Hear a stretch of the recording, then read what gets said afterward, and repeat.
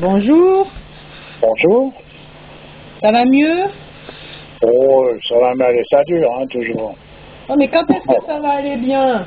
Ah, ben là, je sais pas. Ben. Quand nous serons tous morts. On verra, ça peut se passer avant quand même. Oh, moi je crois que le jour où ça ira bien, ce sera le jour de la libération, non? Ah, ben oui, mais ça, on peut se libérer tout en restant vivant. Ça se peut aussi, hein, peut-être. Ben justement, ça va être le thème de de ce constat. Tu vas voir pourquoi. Parce que en fait, ces derniers temps, j'avais mis un lien là sur les frères Carmes du Broussais en Gironde, tu vois. J'ai beaucoup apprécié ce petit reportage là, parce qu'en fait, j'ai trouvé une attitude d'humilité, tu vois, une expression de la foi qui m'a touchée, voilà. Ouais. Donc, tu l'as pas vu, toi, ce reportage? Ben non, parce que moi, à part, j'ai Internet sur mon téléphone portable, autrement j'ai pas d'ordinateur, j'ai rien de tout ça. Donc j'ai de la peine à aller voir en reportage, disons. Essaye de le voir quand même, parce que j'aimerais bien avoir ton avis. J'en ai entendu parler, disons, déjà de par toi, et voilà. Oui, oui, tout à fait, mais voilà. Alors, en fait, j'aimerais te lire un commentaire là qui a été mis par rapport à ce petit reportage. Il y a quelqu'un qui dit: j'ai bien aimé le passage sur l'orgueil spirituel, quand un des personnages du film dit: je n'ai fait qu'un progrès dans ma vie spirituelle, c'est quand j'ai renoncé à vouloir être un saint. Ouais. Alors, tu as quelque chose à dire là-dessus, j'imagine. Oui, oui, je veux dire, ça signifie pas grand-chose, sauf peut-être pour le personnage en question. Peut-être que lui, là, il s'agit là, à partir de là, d'une expérience personnelle, mais ça ne nous dit rien, disons, sur ce que représente ce mouvement qui est les carmélites. Parce que un personnage qui est très représentatif du Carmel, c'était Sainte Thérèse de l'Enfant Jésus. Ah ben... Elle a toujours dit, mon seul désir, c'est d'être sainte. Donc pour elle, son seul désir, c'était d'être sainte. Ouais. Donc on ne peut pas dire que c'est un personnage qui manquait d'humilité. On peut difficilement pousser l'humilité plus loin qu'elle a pu le pousser elle-même. Les expériences personnelles que chacun passe par là et à un moment donné abandonne telle ou telle chose par humilité ou pour des raisons diverses, c'est personnel. Mais ce n'est pas une condition sine qua non que d'abandonner de vouloir être saint pour se retrouver dans un état d'humilité au regard de Dieu. La preuve en est, c'est cette petite Thérèse qui, elle, dans un état d'humilité, on ne peut plus pousser et qui, elle, son seul désir, c'est d'être sainte. Si on prend l'allégorie de la petite goutte, évidemment, on ne peut pas considérer que le fait d'arriver dans cet océan de félicité n'est pas une haute aspiration. C'est le but d'une existence. Voilà. Donc, il ne faut pas vouloir aller au but de cette existence, ça n'a pas de sens véritablement. À présent, je dis bien, le personnage qui lui dit ça peut le dire par rapport à d'autres considérations. Moi, ce qui m'intéresse toujours, c'est de remettre un peu les pendules à l'heure par rapport à ce qu'une chose est et non pas à ce que l'on en pense, qu'on en ressent. Oui, oui, je pense que c'est par rapport à des considérations personnelles, effectivement, parce que si il a peut-être voulu dire par là que c'est pas parce que ils sont dans cette situation à prier Dieu toute la journée qu'ils sont des saints, tu vois. Peut-être, mais ça le regarde. Je veux dire par là, à un moment donné, si on veut avoir une idée de ce que représente telle attitude ou tel mouvement, c'est pas par rapport à ce qu'on pense celui-ci ou celui-là, c'est par rapport à ce que c'est dans la réalité. C'est comme si on veut juger pour savoir ce qu'est l'islam en considérant les barbus qui sont en train de faire de la bagarre là pour vouloir s'imposer par rapport à tous les mécréants et tout le tralala qu'on entend actuellement qui bassine le monde. Donc on ne peut pas se faire une une idée de ce qu'est l'islam en considérant ces personnages-là, qui peuvent d'ailleurs avoir un certain élan, une certaine croyance, tout ce qu'on veut. Mais ils sont à un moment donné dans une erreur. Alors cette erreur, elle peut être passagère, elle peut être définitive, elle peut être tout ce qu'on veut. L'histoire, c'est que ce qui nous intéresse à un moment donné, c'est de savoir qu'est-ce qu'une religion en tant que telle, indépendamment de tous les personnages qui vivent plus ou moins bien, plus ou moins fort, plus ou moins ceci, la religion à laquelle ils appartiennent. Donc c'est moi, disons, pour mon compte, je mets plutôt l'accent sur le fait de savoir qu'est-ce qu'une religion en tant que telle, indépendamment des gens qui la vivent, parce que chacun peut vivre une chose de manière différente, mais qu'est-ce que c'est en tant que tel? C'est pas une fin en soi, c'est un moyen pour atteindre un but. Ce but, c'est Dieu, et c'est le but de chaque religion. Voilà. Tu veux dire que là, à ce niveau-là, il n'y a pas de modestie à avoir? Mais on n'est pas dans ce genre de considération-là. Voilà, c'est ça. La petite Thérèse de Lisieux, elle est d'une modestie extrême. Elle veut être sainte, mais elle se rend bien compte qu'elle est incapable d'elle-même de pouvoir l'être. Donc elle dit à Dieu que Dieu la rendra sainte par sa sainteté à lui. Puis au moment, elle se donne totalement. Elle disparaît complètement pour laisser place à Dieu. Il n'y a plus que Dieu. Et voilà, c'est ça. Donc elle se rend bien compte de ses incapacités, mais elle n'abandonne pas la partie. Elle dit mourir au combat, les armes à la main. Oui, c'est ce qu'elle dit. Alors que comme combattant et comme guerrier, c'est Thérèse de l'enfant Jésus, attention, quoi. Ouais. Tu vois? C'est sûr que le combat d'une petite bonne femme comme ça, quelle grandeur par rapport à celui 20 des prétendus représentants de certaines religions qui partent au combat à couper des têtes. Hein. Personnellement, ça, on rentre dans un cadre personnel, c'est-à-dire que voilà comment vit le personnage qui est dans telle ou telle voie, voilà comment il vit la chose. Bon, c'est son histoire. Mais je veux dire, quelle histoire est-ce que c'est dans la réalité? Qu'est-ce que c'est que tel mouvement religieux? Qu'est-ce que c'est qu'une religion? C'est ce qu'il faut déjà savoir. C'est là qu'il faut s'intéresser. Et puis ensuite de ça, pas prendre des partis pris par rapport à des considérations qui restent toujours d'ordre sentimental. Cette humilité poussée, elle se fait embarquer aussi par un aspect sentimental. Oui, d'autant plus que souvent c'est mu par des sentiments de vanité, attention.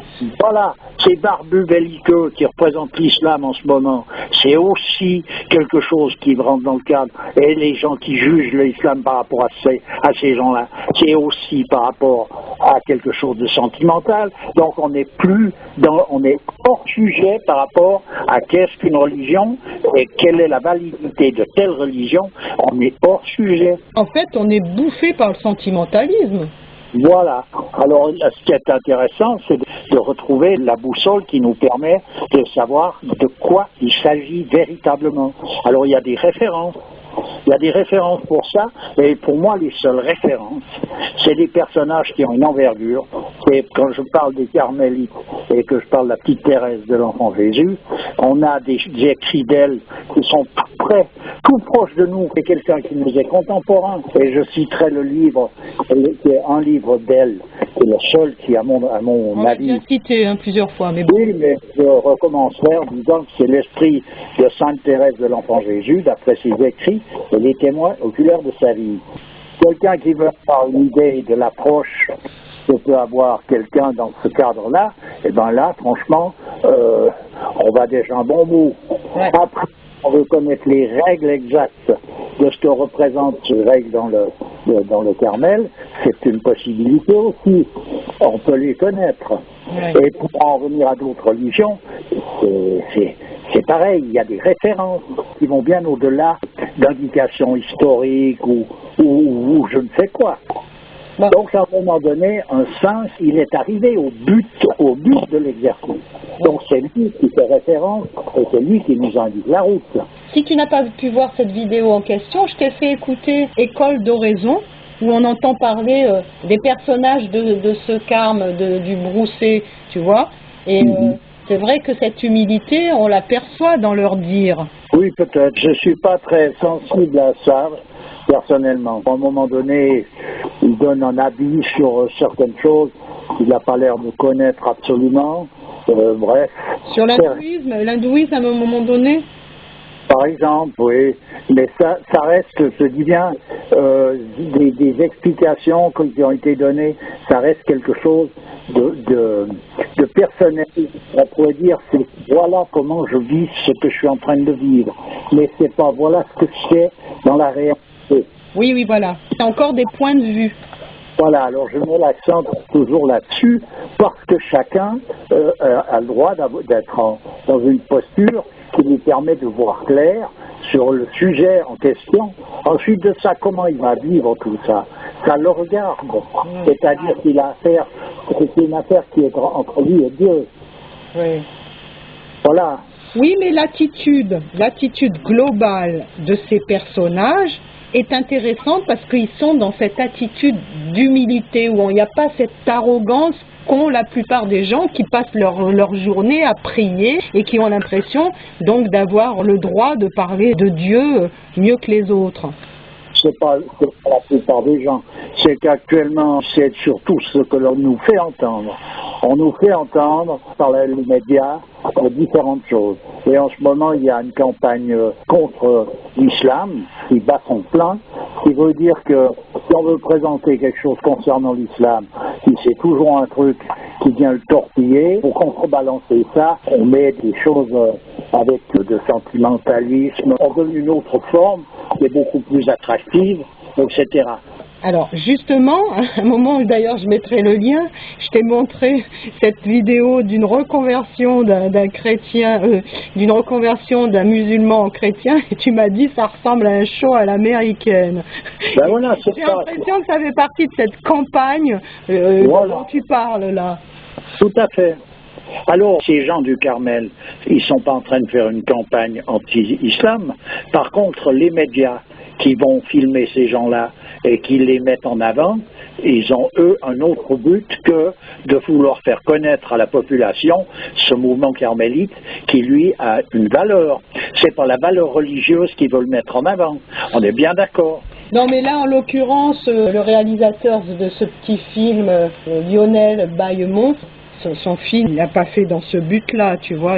Il a vécu avec ces gens-là et il en est arrivé à cette réalisation. Mais je suis parfaitement d'accord. Mais le fait que ces choses-là passent, tu vois en ce moment ce qui passe parmi les médias, à la télévision, sur des différents sites internet, c'est l'islam avec les barbus, avec la mitraillette, et puis tout d'un coup, là, il y a des conversions où ils ont rencontré Jésus, là, il y a ci, là, il y a là. On voit bien le côté tendancieux de toutes ces considérations. Ben justement, on en avait parlé de ça dans un constat qui s'appelait tendre le cou ou la joue, hein, tu te rappelles? Voilà. Effectivement, entre le message d'amour que l'on perçoit dans les écritures de la Bible, avec le Christ qui dit aimez-vous les uns les autres, si on te donne une gifle, il faut tendre l'autre et tout, et les messages de haine qui sont colportés par les pseudo-musulmans actuels, effectivement, il n'y a pas photo, tu vois. Voilà, donc il faut faire attention que tous ces mouvements insidieux sont là toujours pour, c'est pas pour d'ailleurs faire prôner une religion au détriment d'une autre, c'est pour faire disparaître toute religion. Parce que actuellement le but de l'exercice, c'est que toute religion disparaisse. Voilà. Mais pas là en l'occurrence, puisque là quand même à travers une vidéo comme ça, on se dit il y a encore quand même des gens qui sont dans une attitude qui est intéressante. Mais on peut se dire tout ce qu'on veut. Je parle de la religion en tant que telle. À un moment donné, il faut que ça disparaisse. Ouais. C'est tout. Il y a d'autres choses dans une religion qui font qu'une religion elle est ce qu'elle est, pas autre chose. C'est pas simplement par rapport à ce que les gens en disent. Il y a toute une puissance qui est d'un autre ordre. et qui est d'un autre monde et qui est présente à travers telle religion, telle autre, etc. Ouais. Donc il faut à un moment donné qu'elle disparaisse pour laisser place à ce laïcisme qui est donc le l'athéisme pur et simple. On en est là, donc il faut bien savoir que voilà ce qui se produit. Donc ne pas juger une religion ou une autre par rapport à tout ce qui peut s'en dire, par rapport à ce que les différents personnages vivent, eux, prétendument, en tout cas dans leur religion, parce que toutes ces conversions, ça sent bien le show, quoi. C'est quand même, faut arrêter. C'est un show à l'américaine. On a vu des personnages qui étaient dans la politique ou je sais plus quoi, pleurer à la télévision en demandant pardon à Dieu. Il faut stopper ce côté folklorique de l'histoire. Voilà. Ouais. Alors, le Carmel, oui, l'islam, oui, tout est oui, mais simplement, voilà, il faut bien se donner la peine de se pencher sur la religion d'ailleurs à laquelle on appartient. Il n'y a pas besoin de se convertir en autre chose sous prétexte que c'est mieux là-bas, il y a ci, qu'ainsi, ça n'a aucun sens. Sauf si, comme on disait, si la voix vient vers toi... Ah mais c'est une autre histoire, mais c'est des choses qui ne sont pas ressenties comme un mouvement sentimental où on se sent aspiré parce que tout d'un coup on a entendu celui-là nous parler d'une certaine manière. Oui, bien ça y est. Évidemment. Arrêtez là. Ok. Voilà. Écoute, donc, éliminons les points de vue et regardons le point à voir. Oui, donc, je présume que ce reportage reste quelque chose qui est parfaitement intéressant à voir. Je ne suis pas en train de juger ça. Je juge simplement... L'impact que ça a. Voilà, c'est que chacun vit les choses d'une manière, mais à présent, de quoi s'agit-il? Voilà, d'accord. Écoute, je te remercie. C'est ça qui est intéressant. Quoi? C'est ça qui est intéressant en soi. Ok, écoute, je te remercie bien. À une prochaine. Toujours avec plaisir. Au revoir. Au revoir.